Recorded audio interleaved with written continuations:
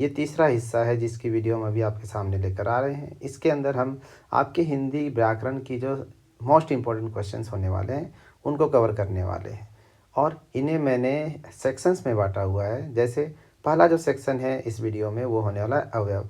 अब बात यह है कि बहुत सारे सेक्शन हैं बट सबसे ज़्यादा क्वेश्चन किन सेक्शन से पूछे जाते हैं, हमने उस चीज़ को ध्यान में रखकर इस वीडियो को बनाया है। यहाँ पर है और सभी सेक्शन से हमने 5-5 क्वेश्चन लिए हैं जो पिछले कुछ वर्षों में, खासकर पिछले 5 से 7 सालों के एग्ज़ाम में बार बार रिपीट हुए हैं। उन्हीं क्वेश्चंस को हमने इसमें लिया है। ठीक है, तो यहाँ पर समय को बहुत ज़्यादा बर्बाद ना करते हुए हम आते हैं अपने मेन मुद्दे पर। ठीक है, तो हमारा पहला क्वेश्चन है, वह धीरे धीरे चलता है। इस वाक्य में धीरे धीरे क्या है? संज्ञा है, सर्वनाम है, क्रिया विशेषण है या विस्मयादि बोधक है?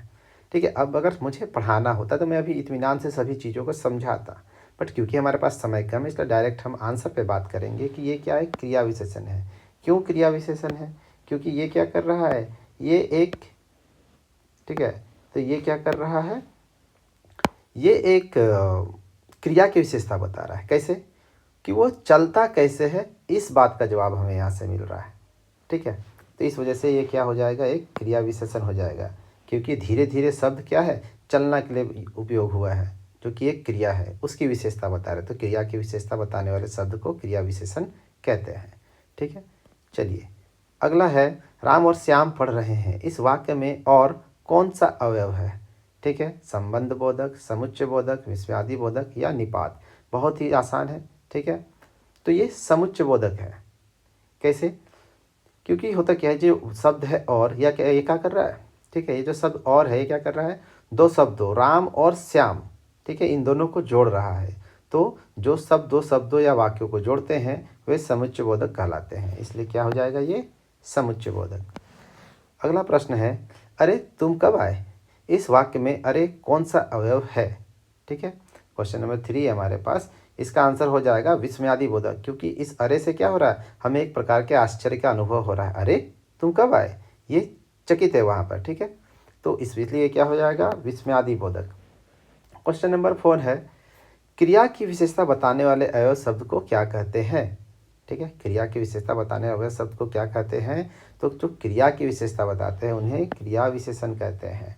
ठीक है, क्वेश्चन नंबर 5 है, वह घर के भीतर है। इस वाक्य में भीतर कौन सा अवयव है?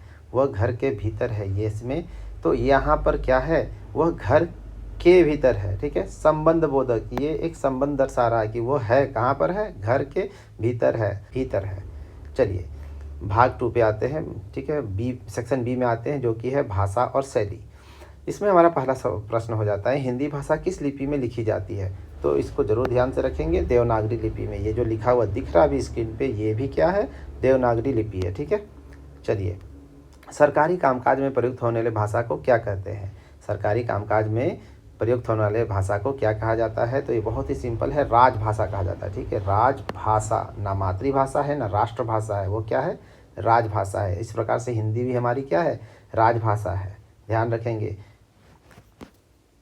विचारों के आदान प्रदान के माध्यम को क्या कहते हैं? विचारों के आदान प्रदान के माध्यम को क्या कहा जाता है? इसे हम भाषा कहते हैं। हम भाषा के माध्यम से अपने विचारों का आदान प्रदान करते हैं। क्वेश्चन नंबर 4 है, भाषा के लिखित रूप के लिए निर्धारित चिन्हों को क्या कहा जाता है? क्वेश्चन नंबर 4 को फिर से देखेंगे, भाषा के लिखित रूप के लिए निर्धारित चिन्हों को क्या कहा जाता है? तो उसे कहा जाता है लिपि।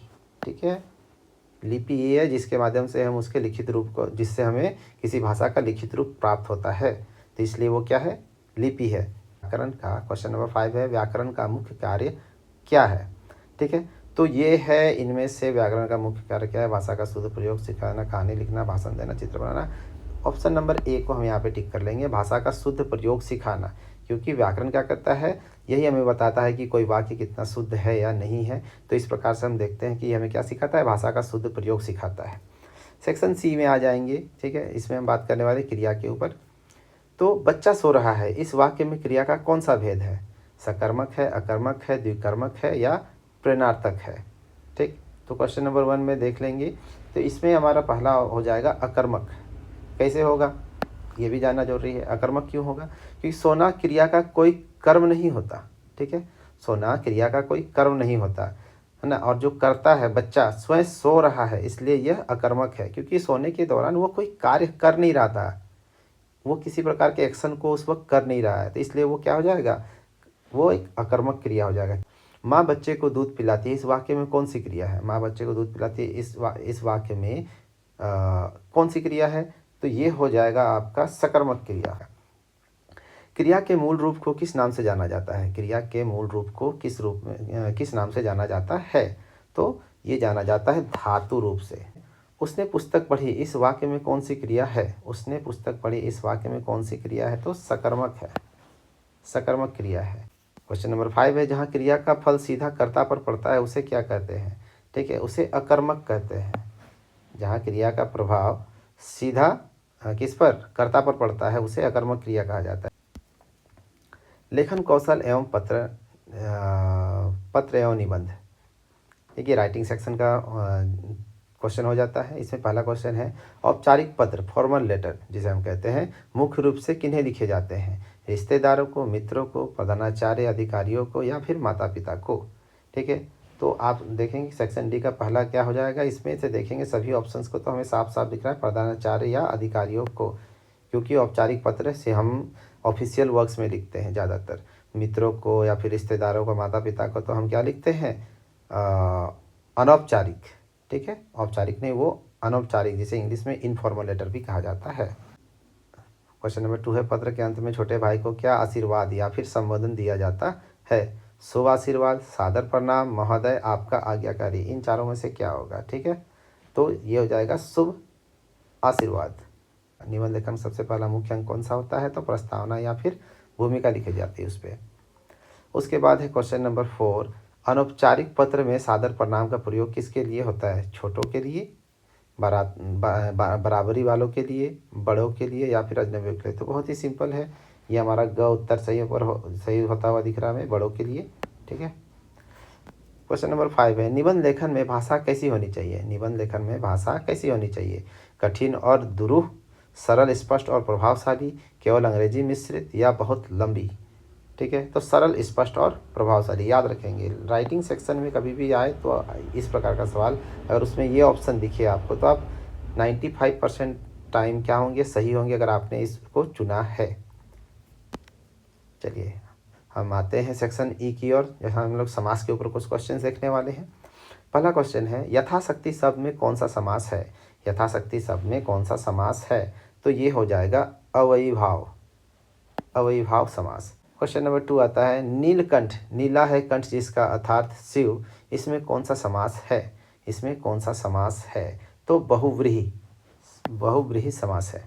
क्वेश्चन नंबर 3 है, भाई बहन शब्द कौन सा समास है? भाई बहन शब्द कौन सा समास है? क्वेश्चन नंबर 3 देखेंगे तो ये हो जाएगा द्वंद्व समास। क्या हो जाएगा ये?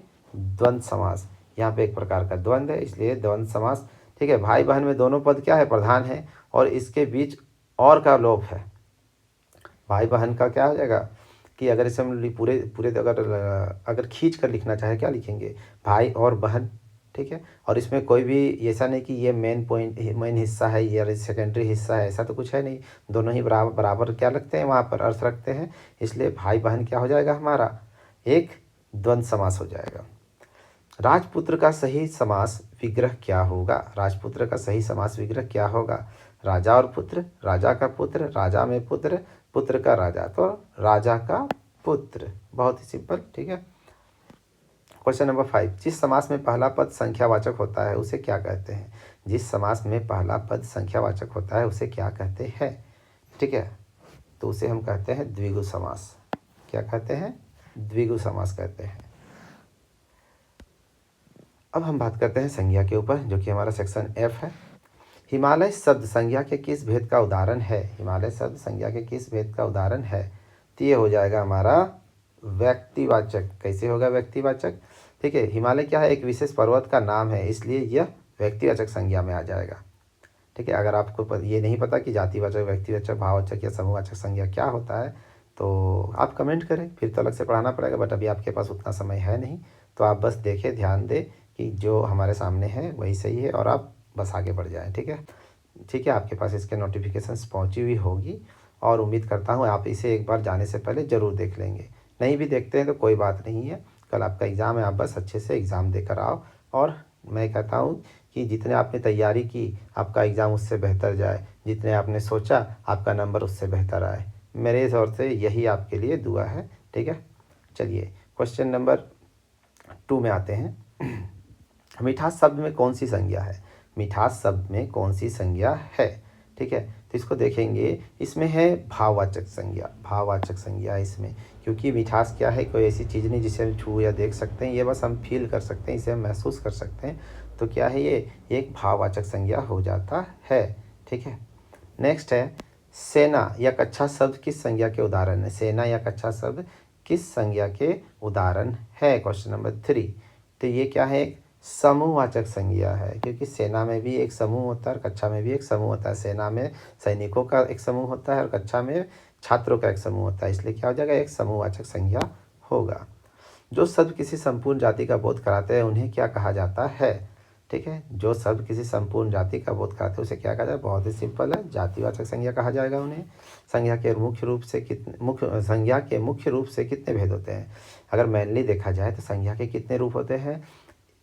1 2 3 4 जो 5 6 जितना भी है यहाँ पर ऑप्शन आपको बताना है भाई। 3, आपको परेशान नहीं होना है। संज्ञा के मुख्य रूप से कितने भेद है? तो 3 भेद है।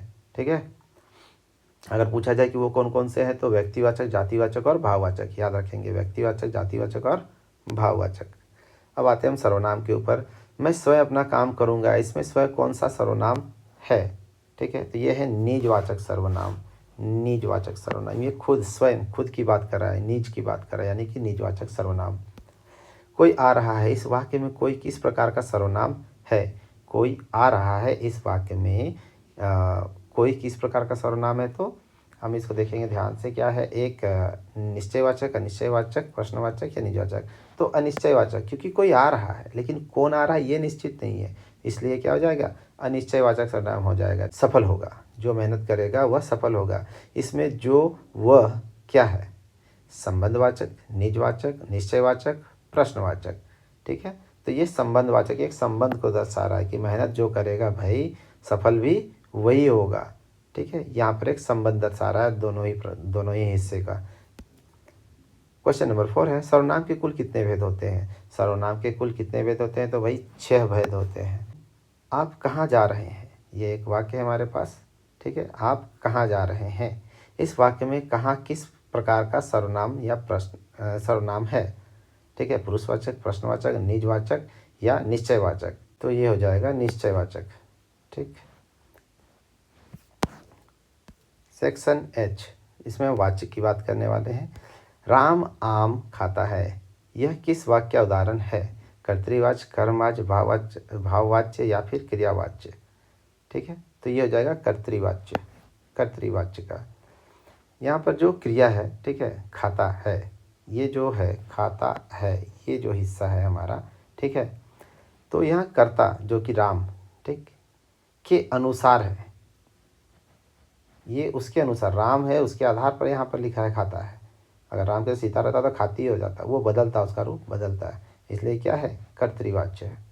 अभी क्यों कैसे होगा ये पूरा डिटेल में बताने का समय तो है नहीं, इसलिए मैं बताऊंगा भी नहीं। बस आप समझें, इस प्रकार का कोई प्रश्न आता है तो ज़रूर उसको ध्यान से याद करके हल करेंगे। मुझसे दौड़ा नहीं जाता, इस वाक्य में कौन सा वाच्य है?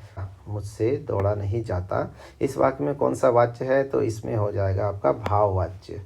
ठीक है, इसमें भाववाच्य हो जाएगा। अगला क्वेश्चन है तुलसीदास द्वारा रामचरितमानस लिखी गई, यह कौन सा वाच्य है? तुलसी द्वारा रामचरितमानस लिखी गई, यह कौन सा वाच्य है? तो यह कर्मवाच्य। कर्मवाच्य क्या है ये है कर्मवाच्य। द्वारा का प्रयोग और कर्म की प्रधानता होने के कारण यह क्या हो जाएगा, कर्मवाच्य हो जाएगा।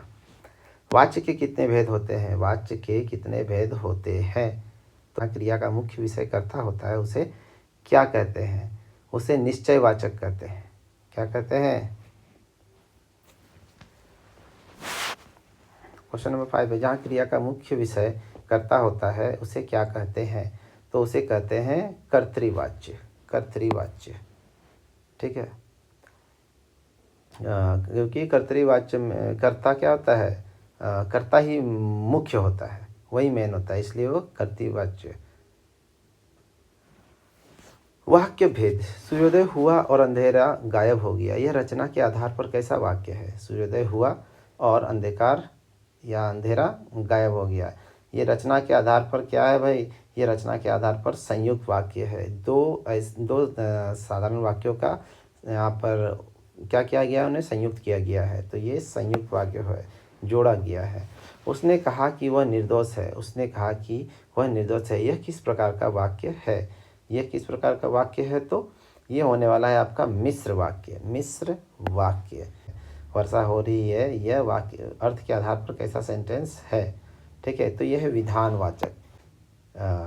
जब किसी वाक्य में किसी काम के होने की सामान्य सूचना मिले, ठीक है, साधारण सूचना मिले, तो वह विधानवाच्य होता है, वह विधानवाच्य होता है।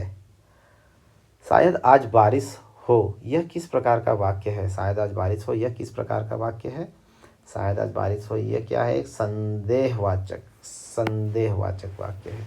रचना के आधार पर वाक्य के कितने भेद होते हैं? रचना के आधार पर वाक्य के कितने भेद होते हैं? तो मैंने ये पहले के वीडियो में बताया हुआ है, ये क्या होते हैं? 3 भेद होते हैं। विज्ञापन लेखन, हमारा सेक्शन जे जो कि लास्ट सेक्शन है, इसमें हम देखते हैं विज्ञापन लेखन। विज्ञापन का मुख्य उद्देश्य क्या होता है? हमारे ऑप्शन है केवल मनोरंजन करना, उत्पाद की जानकारी देकर बिक्री बढ़ाना, समाचार पढ़ना या फिर चित्र बनाना। ठीक है, तो आपके ऑप्शंस में से ऑप्शन ख बिल्कुल सही बैठता है, उत्पाद की जानकारी देकर बिक्री बढ़ाना। इसके लिए होता है विज्ञापन लेखन का काम। ठीक है, विज्ञापन में सेल, धमाका जैसे शब्दों का प्रयोग क्यों किया जाता है? तो हमारे ऑप्शंस में से हमारा आंसर यहाँ पर निकल के आने वाला है ग्राहकों को भ्रमित करने के लिए नहीं, ऐसा नहीं, ग्राहक का ध्यान आकर्षित करने का, हाँ ये हो सकता है, और नहीं, ठीक है, यही ऑप्शन ख सही हो जाएगा यहाँ पर। विज्ञापन की भाषा कैसी होनी चाहिए? विज्ञापन की भाषा कैसी होनी चाहिए? संक्षिप्त, आकर्षक और प्रभावशाली। याद रखेंगे, विज्ञापन या लेटर राइटिंग अगर ये फॉर्मल चीज़ें हैं तो क्या होना चाहिए? संक्षिप्त, आकर्षक और प्रभावशाली। ये बिल्कुल ध्यान में रखने वाली बातें हैं। विज्ञापन में चित्र और रंगों का प्रयोग क्या बढ़ाता है? विज्ञापन में चित्र और रंगों का प्रयोग क्या बढ़ाता है? तो विज्ञापन की प्रभावशीलता को और आकर्षक बनाता है।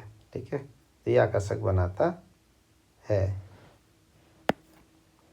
क्वेश्चन नंबर 5 है, विज्ञापन को आमतौर पर किस आकृति के अंदर बनाना श्रेष्ठ माना जाता है? विज्ञापन को हमेशा ही एक बॉक्स के अंदर रखा जाता है। ठीक है, एक बॉक्स के अंदर रखा जाता है, तो इस वजह से ऐसा यहाँ पे कहा जा रहा है। चलो ठीक है, हमारा वीडियो यहाँ पर कंप्लीट होता है। उम्मीद करता हूँ आज सुबह इसे एक बार ज़रूर देख लेंगे और आपका एग्ज़ाम बहुत ही अच्छा जाए। सबको ऑल द बेस्ट, सब अच्छे से एग्ज़ाम लिखे। चलिए।